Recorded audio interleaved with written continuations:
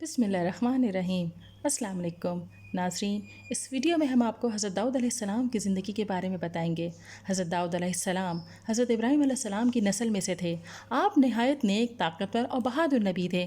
اللہ نے آپ پر آسمانی کتاب زبور نازل فرمائی۔ آپ کو اللہ نے عظیم سلطنت عطا کی۔ آپ نے طالوت کی فوج میں شامل ہو کر طاقتور دشمن جالوت کا خاتمہ کیا۔ آپ انصاف پسند اور دانا حکمران تھے۔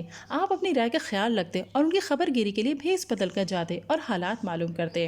ارشاد ربانی ہے، اور ہم نے ان کی سلطنت کو مضبوط کیا اور ان کو حکمت عطا فرمائی اور فیصلہ کن بات کہنے کی صلاحیت عطا فرمائی۔ آپ علیہ السلام ذکر الہی میں بھی مشغول رہتے۔ آپ علیہ السلام روزے رکھتے، نماز پڑھتے اور زبور کی تلاوت فرماتے۔ آپ محنت کرنے کو آڑ نہ سمجھتے اور بادشاہ ہونے کے باوجود آپ اپنا روزگار لوہے کی زرہیں بنا کر کماتے تھے۔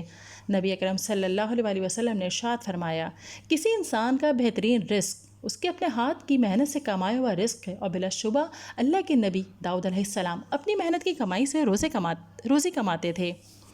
اللہ نے حضرت داؤد علیہ السلام کو خوبصورت آواز سے نوازا تھا۔ پہاڑوں اور پرندوں کو بھی آپ کے لیے مسخر کر دیا تھا۔ جب آپ اللہ کا ذکر کرتے تو جانور، پرندے اور پہاڑ آپ کے ساتھ اللہ کی تسبیح کرتے۔ اللہ نے لوہے کو بھی آپ کے لیے نرم کر دیا تھا۔ آپ بغیر کسی اوزار کے اپنے ہاتھوں سے لوہے کی زرہیں بناتے۔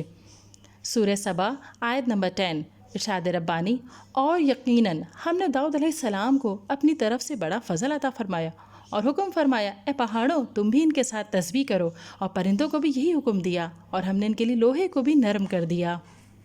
حضرت داؤد علیہ السلام نے ایک وسیع و عریض ملک پر حکومت کی۔ اللہ کی مدد سے آپ کی سلطنت فلسطین، شام، اردن، عراق، روم، انطاکیہ شامل تھی۔ حضرت داؤد علیہ السلام نے 100 سال کی عمر میں وفات پائی۔ ناظرین، ویڈیو پسند آئی ہے تو اسے لائک کیجئے، شیئر کیجئے، کمنٹ دیجئے اور چینل کو ضرور سبسکرائب کیجئے۔